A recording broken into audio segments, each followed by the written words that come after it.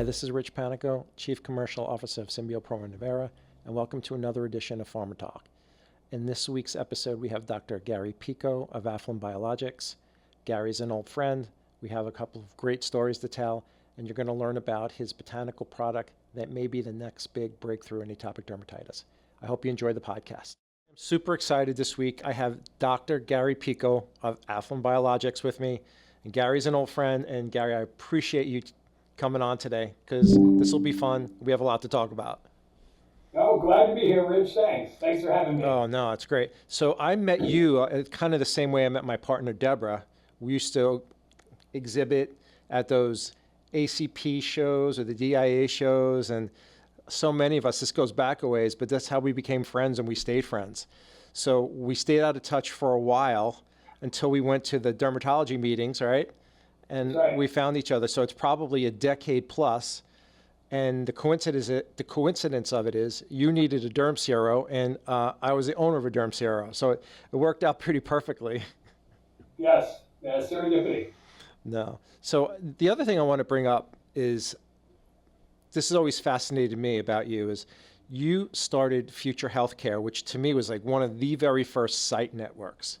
And now there's so many of them, and you get no credit. So I didn't like that. That really has never sat well with me, but I know the truth. Right, yes, it actually was the first site network. And I actually had one fellow come up to me at one of those DIA type meetings and say, "Oh, you're that Dr. Pekoe." And I went, "Yes, that's me. You're using my model throughout the industry." And of course, Future Healthcare had its own internal issues that made me get out at the right time. But it was the blueprint for everything that's gone on in the SMO industry since. Yeah, it's incredible, and it became other things, right? So Future Healthcare, would it become Radiant, or was it something before Radiant? I forget how it worked out. No, it was. We started it as Future Healthcare, and then after I left, right, they got into getting involved with practices and other things, and then there was fraud, yes, and deception, and people went to jail, and I actually was approached by an accounting firm to ask me about how you book revenue in the industry, and that was, it was clear they were not booking revenue after I left the way that they were booking revenue before I left. Yeah. And that led to basically the demise of the entire company. I see. Now that you say that, I remember that. But I thought, if I go way back now, that was the scandal. Were they not reporting expenses also? No, they were booking every contract as if 100% achieved. On day one. On day one. That's awesome. And I had, interestingly enough, I had moved back to Cincinnati right as that started to happen, when it started to become discovered. And my best friend and pharmaceutical colleague, Bill Coyne, who you know really well too, yes, had come to me, was living in Cincinnati, and that's where we started Archeos. Right. And we found ourselves head-to-head competing with Future Healthcare for enrollment in trials, and of course we blew their doors out. But that's when I started getting phone calls from accounting firms saying, "How do you book revenue in the CRO, CMO, or SMO industry?" And I went, "You book revenue as you achieve enrollment and as you complete patients, and everything else is basically, it's revenue not achieved yet." He said, and the comment was, "So you don't book 100% up front?" I was like, "No, you book it as you earn it." And about a month later, I forget who the accounting firm was, but they came out with a public no confidence in this. And when I had been traveling and away, living other places, they had gone public. And Bill would send me these newspaper articles, and he'd say, "This is pornography. Look what these guys are doing. How can they pull this?" And I went, "Bill, it's amazing."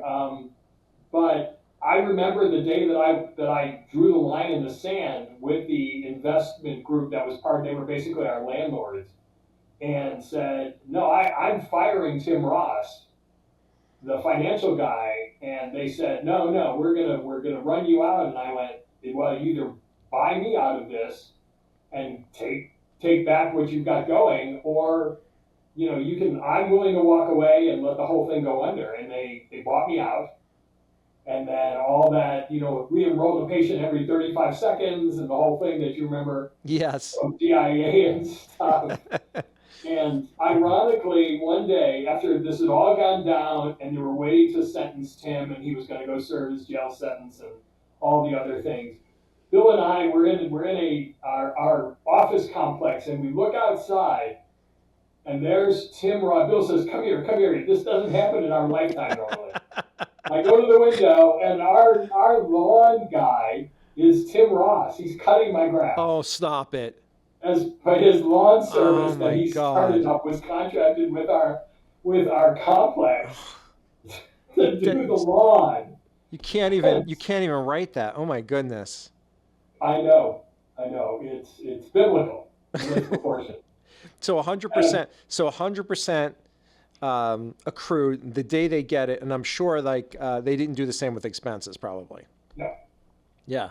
No. So they looked incredibly profitable, and they were thriving, and that's how they were just able to deceive other doctors to give their practices to them in return for ownership and things like that. And it was a train that was way out of control. Yeah. That's the best way, right? You just take all of your income and forget about expenses. That's how you look amazing. Yeah, and I'll see you on some tropical island. Well, thanks for sharing that. That's funny. I didn't know about the lawn mowing. That's fantastic. I have to admit. And unfortunately, Tim has since passed away, and all that stuff is in the past, and the SMO industry's there. Yeah. And I have that legacy of starting things. Yes. And sort of being ahead of the trend, which sometimes is fortunate, sometimes is unfortunate. When you're ahead of the trend, people don't really understand the vision sometimes. But yeah, it was great fun. We had a great group. We had a great group of coordinators and a model, and we were really doing well for that point in time. But our goal was not to become nationally expansive in any time soon. And it just turned out the way it turned out. Yeah. And Archeos got on its feet, and Archeos stuck around for 20 years as a CRO that was focused on providing emerging technologies companies with consulting services from non-clinical through basically phase 2 or whatever they needed to get to their out, the way emerging technology companies try to get out. So we did a lot of strategic regulatory planning and a lot of FDA interactions and a lot of getting people to their next level where they could get more funding. And that was a fun, wild ride working with all these small startups, because I'd come out of a small startup. Yeah. Knew that the big CROs didn't really focus on the small guys, and that the small guys languished inside the big CROs. So we flipped that. Right. And we started working with these small emerging technology companies. And again, that went on for 20 years. Wow. Fantastic. So now you're here at Alphyn. So I know about your product. We're going to talk about your product. I think it's amazing. I think it's going to be first-line therapy for sure for AD. It's a really big deal. As a group, as a company, we're super excited to work on it. But why don't you let's talk about how it got started. Sure. Well, I became aware of the product along the way, looking just at startups and botanicals and things like that. I had done a little bit of botanical work, and found this product, became really intrigued with it, and saw all the different things that it could do. We knew that it had a lot of different activities, and I basically started a company to sell the product as it stood, over the counter, if you will. Right. In a way that was very benign. I even talked to the FDA about what we were doing, and they basically kind of gave me a tacit blessing to go ahead with what I was doing, knowing that if we ever wanted to make it a drug, we would have to go down the IND route and do all the things that you would normally do to make serious medical claims and so on and so forth. And so along the way, it came up apparent to me that the FDA had reviewed our product as the source product for a fraction of it called crofelemer, which turned into the second botanical drug the FDA ever approved. And it's a different formulation. It's a tablet for HIV-related diarrhea. So it has nothing to do with anything we were doing topically. Right. But I thought, well, the FDA now has done a deep dive into our source product, which is this basically forms the same source product intact for Alphyn, our product within Alphyn. And I said to Jasmine Mink, who was working with me as kind of a jack of all trades in the startup OTC company, I said, let's go to the FDA. There, it's time to do pre-IND. It's time to really get a feel for what they will say because they've seen it. And this is a great opportunity to not really introduce something totally new to the FDA, but something that they've done a deep dive on. And the more Jazz pulled up the FDA's responses about crofelemer and the source product, the more comfortable I became. So I was working in an incubator, and I had a good friend in there who was an ex-VP from Procter & Gamble, international businessman, and he hooked me up with a fellow from Procter & Gamble that he thought would be interested in working with us, and that's the fellow Stephen Pentelnick, who has become the president of Alphyn. And I got with Stephen and talked through what we were doing, pitched the whole thing, and he was on board. Jumped in, and so then he and I and Jazz started moving forward with making plans, how to move forward with this as a drug. Started gathering more information from the FDA, thinking about what we needed to do, strategic planning. Again, now I'm back into the emerging technology strategic planning mode that I've always been in for emerging companies, and now I finally have my own, essentially. And we decided to move seriously forward, at which point we said we need a CEO. And I had just finished up a project consulting for Neil Kohler for his company called Plurigen, where I was basically acting as VP of Clinical Regulatory as a consultant, but basically was his arm of research for developing the drug and figuring out what to do with it. And he was right in the middle of a phase 2 trial when I first got on board with him.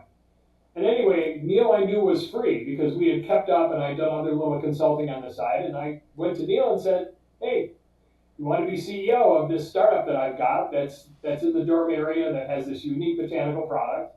And Neil came on board. Yeah. And shortly thereafter, before we raised any money or anything else, we had a pre-IND meeting with the FDA because I tend to move quickly and aggressively. And we understood the botanical guidance, which we knew would get us into humans much faster than if it was treated like a traditional drug, because botanicals have their own supposedly innate safety to them because of indigenous use and just the commonality of these botanicals in nature and what's understood by them. And sure enough, the FDA validated what we thought, and we embarked on raising money. So we raised enough money to actually formulate the product and run our first set of phase 2A clinical trials. And we did that we basically got going within probably less than 2 years from the founding of the company. Right. Which is crazy when you think of the speed.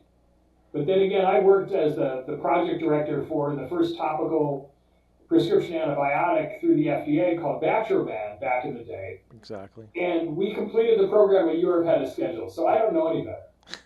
I know. You're just like that. Yeah, I'm just like that. I'm still a graduate student when it comes to, let's get the research going, let's get it done. Right. So we decided to go to Australia for any number of reasons, including Australia gives you a nice roughly 40% rebate on an annual basis on any funds you spend in Australia on research. So we knew that our dollars could go a lot farther. We also knew that the regulatory climate in Australia had moved to using the IRB system heavily for evaluation of safety of a product when it went into patients. Right. And a long time ago, the FDA considered this, and then they didn't go that direction. And I remember, I think I actually wrote an abstract about that sort of idea. But anyway, that was the system in Australia, and we floated the investigator brochure with all of our safety information to the HREC, which is the IRB system in Australia. We hooked up with a great, small, focused um, Australian CRO called Exceligen, Right. where I felt like we wouldn't be a small fish in a big pond. And we embarked on our phase 2A clinical trial program, which went very successfully in Australia, got great human data, got really, really positive efficacy data. And now we're at the point where we're raising up to $18 million to run an expanded phase 2B program based on what we learned in Australia and the phase 2A program. And it's going to be an international trial, which is where you and I got hooked up. Right. You have this awesome derm CRO that works in the US and foreign. Right. And we're going to make that an international trial with sites in Europe, US, and Australia. And we needed a good manufacturer because there's a certain step in our manufacturing called tyndallization. Tyndallization. That is, yeah, after James Tyndall, actually. And the only manufacturer who had the creative outside the box thinking to agree to do it just happened to be your partner manufacturer, who I've known from way back as well, Yeah. from working in the derm industry, called Dow Dermatologic Laboratories, That's or right. DDL. That's our subsidiary. Yes. Yes, and so in leaving, you and I met, renewed things after maybe 20 plus years Right. at the New Orleans American Academy of Dermatology meeting Right. in 2023. And at that point, I knew that we had talked to a manufacturer. We didn't like them. I didn't like them. I don't like And them I either. was, since I ride Amtrak, I was taking Amtrak back to Chicago, and I got on the phone on the train with the DDL people Right. and said, we need a manufacturer. We need to have a conference call with you guys. We need to change what we're doing. We also understand this issue with tyndallization. When can we talk? And now they're our manufacturer. We're outrageously happy with them. Right. They're working on the clinical trial product for the phase 2B trial. Exactly. They wrote the manufacturing section of the IND that should be into the FDA from our end any day now. And, it's again, a lot of serendipity, everything falling into place along the way. Yeah. To where it's a program that's moving at top speed and going really well. Yeah, and I know we had Greg Plunkett from Aceligen on. He was like a first guest. You probably should have been our first guest, but Greg was here, or he was Greg. But but yeah, no, we talked about the amazing. It's not really a rebate. It's literally a cash. It's really cash right back to you from Australia, and that's how we're going about our trial together. So we're going to work with Aceligen. You're going to get the best possible rebate that you can. And like you said, that money stretches because that's like another, 42%, 43% right back in your pocket to keep the research going. So that's a great idea. Yeah, and I do remember I was leaving the AAD and I was about to head out to the airport, and we hadn't even talked about this, and you kind of shouted, "Hey, I hate this group. Do you know any other group?" And I'm like, "Yeah, we do it." So we're the only CRO that has the topical formulation, the manufacturing, on the clinical scale for it. So again, just serendipity for sure. So it was just meant to be. And I want to say you have a fantastic team, Jazz, Steven, Neil. They're all so nice. They're all such a pleasure to work with. So they have so much experience, other than Jazz, who she's sort of like the ultimate grad student in training in terms of learning this, but she's so smart that she just, she's become basically a walking molecular biologist in her own way. She talks mechanisms with the doctors. And then she says afterwards, did I get that right? It's like, yeah, you knew more than I did. You did fine.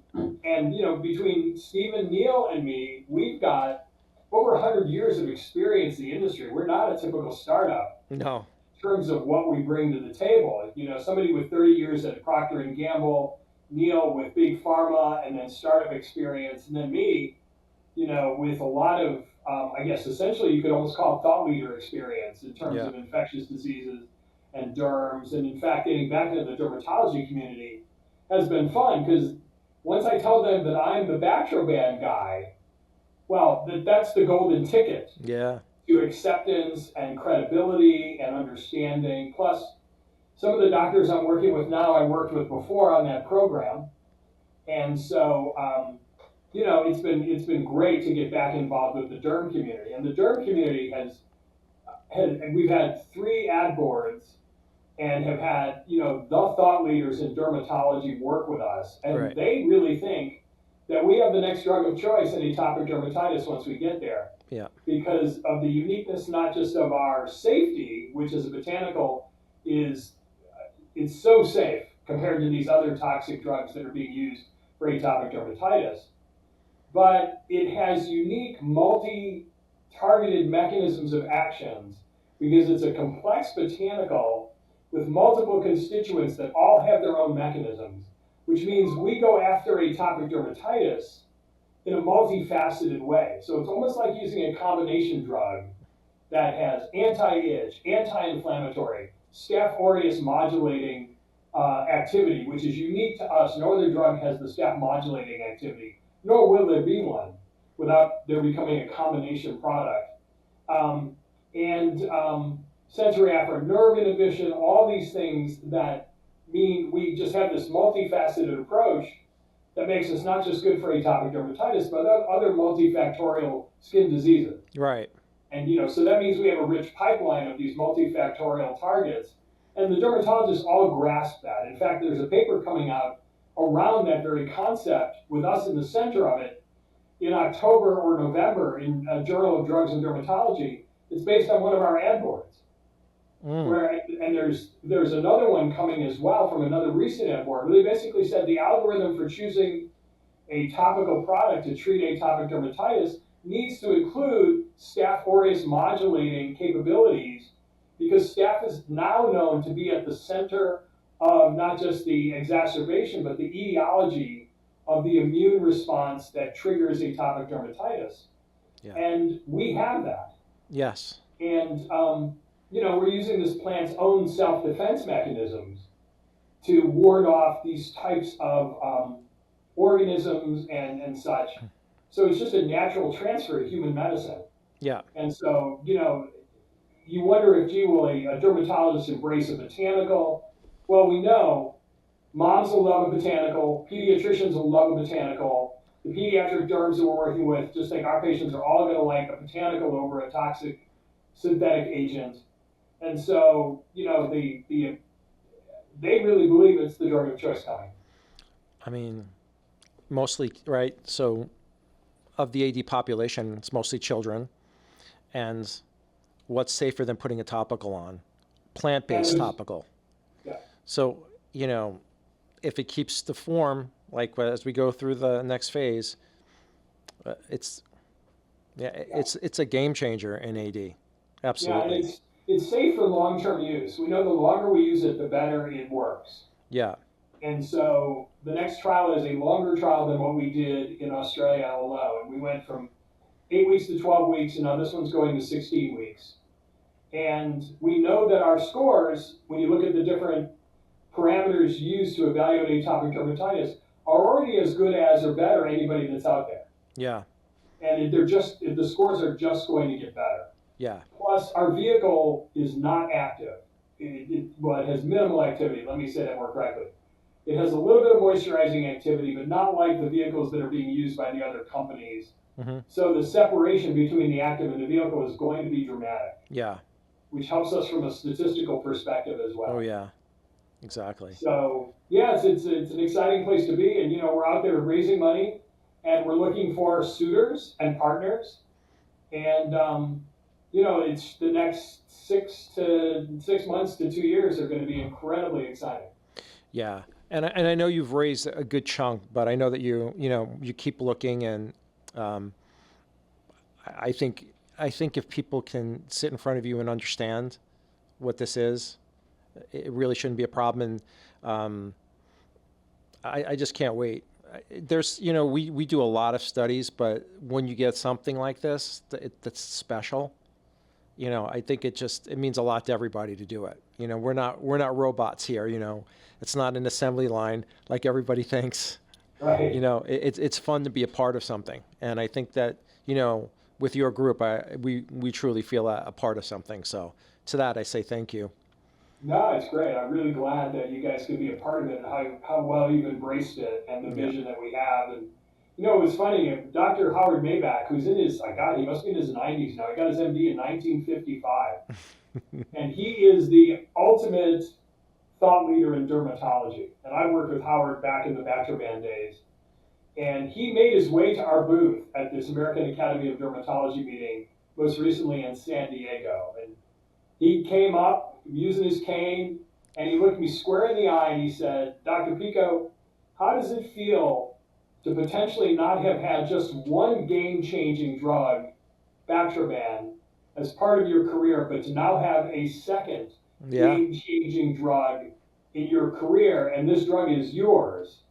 He's like, that doesn't happen to anybody. And I Yeah. said, well, Howard, you're right. And when Howard looks at you and he looks basically through you, it's the highest compliment to Right. see. And Howard has so embraced this product. Yeah. I think he sees it as another way that he can go out with another game changer that he's been a part of as well. Yeah. Because it's going to change how prescription drugs are handled. And back in the day, this is really funny, when Jazz and I talked about going to the FDA, I said, Jazz, we're going to change how medicine is practiced. We're going to try to move this into botanicals, and we're gonna make some game changers Yeah. out of what we're doing. And Jazz loves to be disruptive. Jazz. Yeah. Yes. So we like the fact that we're going to be disruptive in our own way. And she's also a very good MMA fighter too. So talk about disruptions. Yes, yeah, she's dangerous. So the drug, so the plant is actually in the Amazon, correct? Yes. And how? So that still fascinates me. How do you source it? How do you know the whole Well, process of getting? it's actually and this is important for people who don't understand the botanical world to understand Right. that this is an industry in South America, in countries that the plant is sourced from. There are growers that have plantations. They know where the wild trees are. They have crews that know how to harvest this product. This is the number one liquid bandage in South America. It's heavily used in regular medicine, traditional medicine, as well as indigenous population medicine in South America, in the Amazon regions, and so on and so forth. So it's not like a little cluster of huts where people are cutting down trees Yeah. and a handful of natives come in and get a jug of it every month. I mean, this is a product. It's a big industry. It's a very big industry, and other companies like the company that developed crofelemer, they basically blazed the trail in the sense of how to harvest properly. There's a set of regulations. We have all these acronyms like GMP and GLP and FDA. Well, there's a thing called GACP, and it's Good Agricultural and Collection Practices. And that's an FDA and World Health Organization expectation that you have a plan for harvesting, you have a plan for reforestation. In our case, it's 3 trees for every tree we take. So we're improving, we're bringing the Amazon back, if you will, Right. by doing that. And so we have SOPs in place, we have forms, we have groups out there that have their own SOPs for how they collect, how they harvest. The importer that we're working with is the importer that I've worked with for 15 years as I was importing the product into the US. So we also have the top ethnobotanist who's worked on this Amazonian plant for 30 years or more. She's amazing. And so we have this whole system in place, and it works pretty much like clockwork. Right. We tell them how many leaders we need. They go and gather the leaders from the trees. They get it to the export center. It's exported into the U.S. It goes through the FDA and customs when it comes in, and then it goes to DDL. Right. And that's where you work with it. We do some initial analysis of it as a raw material. Then we do the processing of it. We never extract anything out of it to make it anything but its intact form. And then we put it into a 40% concentration in a hydrogel. And that becomes our botanical drug product. And it's because of the precedence within the FDA with them looking at our source product and telling the crofelemer people how to regulate their source product. We've fallen right into that. Right. So the blueprint is already there for not only how do you source it, but how do you analyze it? How do you characterize it batch to batch? So, and there's a guidance within the FDA that was created in 2016 in response to what they learned from their first two botanicals, Virigen and crofelemer, that we've been able to take advantage of as well. Right. So it's not like, you can imagine how people would think, oh my gosh, it's this horrible primitive thing with, what you see in the movies, people in canoes and exactly. It's really not like air that, darts, but at the same time, we are wanting to infuse capital into the area to improve the quality of life of the native populations. Right. Because it is still native, it is still the Amazon. Yeah. And supply is not going to be an issue. No, supply is not the issue. People wonder about that as well. But we've not run out of coffee yet in the world, and that's a crop that's grown. And we haven't run out of palm oil and things like that. And when you look at the Amazon, and people don't realize this, the Amazon is the size of the state of Washington, Oregon, California, Arizona, and Nevada. Huge. So it's basically the entire western part of the United States, basically the Pacific time zone. Yeah. Is the size of the Amazon. And we're not even making a dent in that. Plus, the tree we harvest from is called a pioneer plant, which means as parts of the Amazon are cleared, this is the plant that grows back first and basically forms the canopy that everybody's very familiar with. It's a 40-foot tree. Right. And so it's a very hardy plant. It is the source plant in the Amazon. That's fantastic. So that answers that question. We don't have to worry about supply. Supply can always meet demand. I know that's a first question a lot of times from different groups. There's also, back in the day, Taxol, the plant-based 100%, cancer product, they took that plant and they cloned it. And they created, bioreactors and basically did that. And now there's another company that has taken a biotech approach to sustainability, which is the question that you're talking about. Yeah. And so there may be some alternatives for us that come from a more biotech perspective down the road. Right. And if source ever became a problem, we might have a Taxol-like plan. Yeah. To be able to go after this from more of a biotech cloning sustainability situation. Right.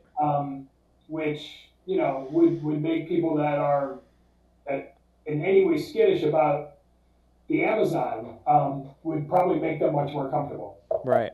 So do you have, I'm assuming somewhere maybe on the website, some of the results from the phase 2? Do you guys have that listed or if people want to go take a look at it? I honestly haven't looked at the website in a while, so I don't know if the website has it. Okay. But there have been numerous abstracts, and Dermatology Times has covered us a few times. Okay.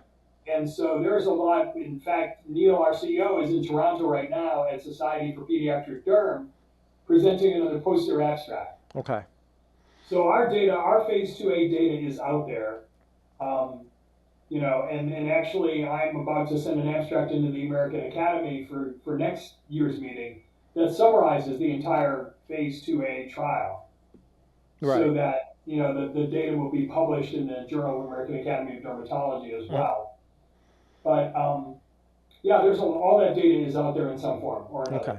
So if anybody, and again, if anybody's interested, just leave a comment for us. We'll get back to you. If you want to get in touch with Gary, get in touch with Gary.